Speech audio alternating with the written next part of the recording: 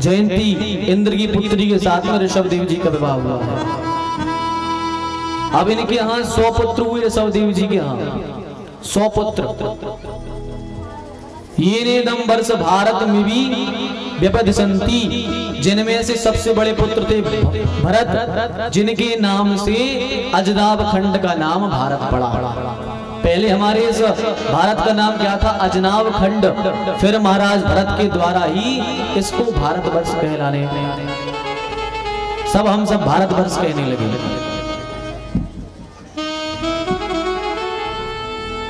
इनके छोटे भाई कुशाव्रत, इलाव्रत, ब्रह्मवर्त, मलय, केतु, भद्रसेन, इंद्रप्रसग, विदर्भ और कीकह, ये 9 अपने ही नाम के स्थानों के अधिपति बने। जो 9 भाग किए थे उनके राजा बन गए।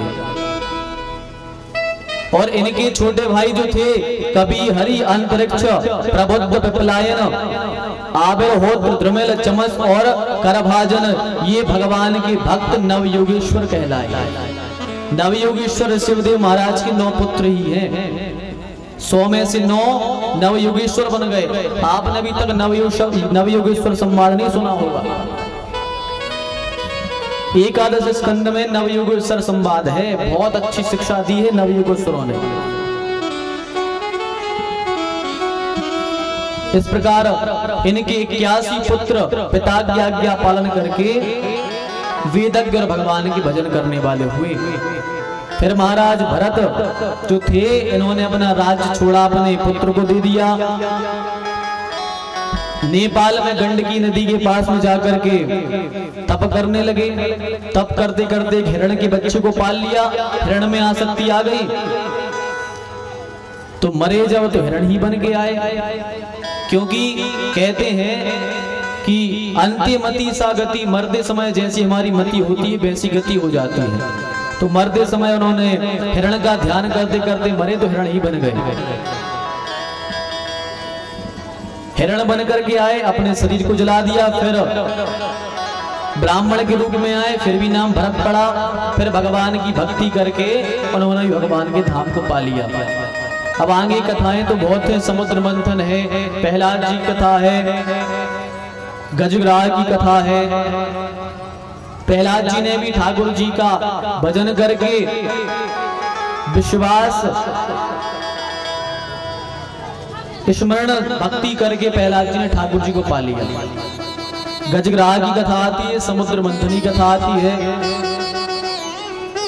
और महाराज बलि की कथा भी आती है।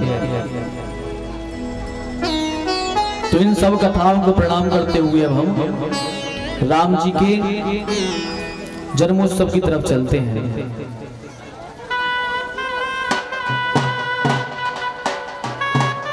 सुखदेव जी कहते हैं,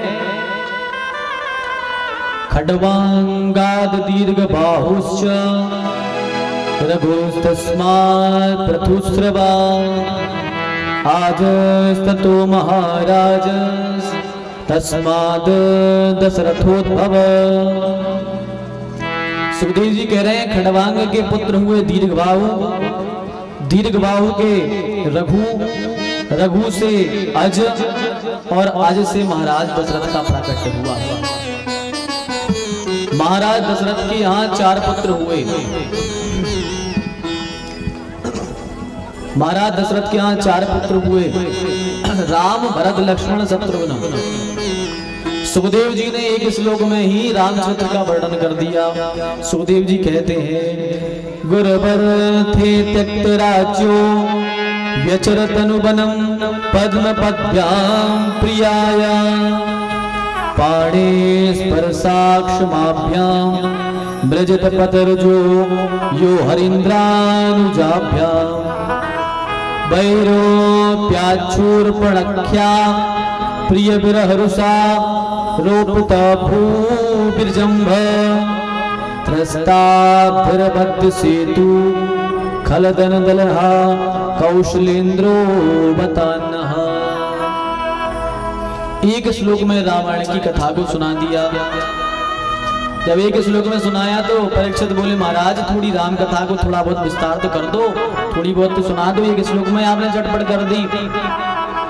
तो कहते हैं क्या, एक बार भूपति मन माही, एक बार भूपति मन माही, एक बार भूपति मन माही, एक बार भूपति मन माही। भगलानी मोरे सुतनाही, भगलानी मोरे,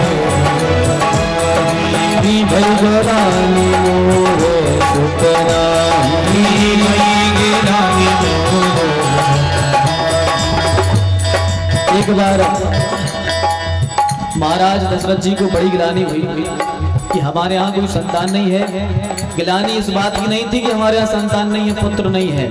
गिलानी इस बात की हुई कि यदि हम नहीं रहेंगे तो हमारा राज्य, हमारी सेना की, हमारे प्रजा की रक्षा कौन करेगा? राजा है ही नहीं दूसरा कोई। तो यह गिलानी हुई। गिलानी हुई तो क्या किया? गुरु के पास में गए। गुरु ग्रह गयो तुरत महिपाला, गुरु गए तुरत चरला की करी विनय विशाला, गुरु जी के पास में गए। और गुरु जी के पास में जब लोग जाते हैं तो अपने सुख दुख जो है सब गुरु को सुनाते हैं। तो दशरथ जी ने सब निज दुख सब गुरु ही सुनावा। निज दुख सुख सब गुरु ही सुनावा, निज दुख सुख सब गुरु ही सुनावा। श्रृंगी ऋषि वशिष्ठ बुलावा, श्रृंगी ऋषि वशिष्ठ बुलावा। पुत्र काम शुभ यज्ञ करावा, पुत्र काम शुभ यज्ञ करावा। गुरु के पास में गए। गुरु जी से कहा कि ये बात है। तो गुरुदेव ने कहा पुत्र कामेश यज्ञ कर लो। कहा ठीक है। तो गुरु जी ने श्रृंगी ऋषि को बुलवाया। यज्ञ आरंभ हुआ। यज्ञ बढ़िया आरंभ हुआ। यज्ञ की जैसे पूर्णाहुति हुई, घी को जैसे ही दशरथ जी ने छोड़ा, यज्ञ नारायण देवता चरु लेकर के प्रकट हो गए। चरु लेकर के प्रकट हो गए और कहा कि लो महाराज, ये चरु अपनी रानियों को खिला दो। चरु ले ली और महाराज ने आधा आधा भाग करके तीनों रानियों को खिला दिया। अर्ध भाग कौशल्या दीना, भाग कौशल्या अभभाग आदि कर लीना, अभभाग खिला दिया। तीनों रानियों को खिला दिया। अब जब देवताओं को बाना है, अब ठाकुर जी आएंगे। जब चरु खिला दी तो देवता सब ठाकुर जी की स्तुति करने लगे। क्या कह रहे हैं? जय जय सुरनायक जन सुखदायक प्रणतपाल भगवंता, तो तुझे दगारी जय सुरारी सिंधु सुता भूपंता, तो शिष्टोपाय प्रगट बनाई संग सहाय पूजा, तो करो अबारी चिंता हमारी जान भगतिन पूजा, तो भव रंजन मंजन मंजन मंजन भगवंता, मन वस्त्र मानी चाल दयाली शरण सकल सुरपूता। देवता स्तुति करके चले गए। अब तुलसीदास जी लिख रहे हैं, जादन ते हरि घर बही आए, जादन ते हरि घर बही आए, जादन ते हरि घर बही आए, जादन से हरि घर बही आए। ठाकुर जी का अंश गर्भ में जैसे ही आया तो क्या हुआ? अब ठाकुर जी को आना है। इसी तरह जैसे ही हमारे यहाँ कोई मंगलाचार होता है तो पंडित जी लोग आके मंत्र पढ़ते हैं। क्या कहते हैं? तदेव लग्नम सुगम तदेव ताराबलम चंद्रबलम तदेव विद्याबलम देवबलम तदेव लक्ष्मीपते देवस्वरामि। पंडित जी कहते हैं आपकी तदेव लग्नम सुगनम तदेव, आपकी लग्न शुद्ध हो जाए, धन शुद्ध हो जाए, तिथि शुद्ध हो जाए, बार शुद्ध हो जाए, समय शुद्ध हो जाए, सब शुद्ध कर देते हैं। ये को तुलसीदास जी लग रहे हैं। क्या लग रहे हैं? जोग लगन गहबार तिथि सकल भई अनुकूल, सब अनुकूल हो गए,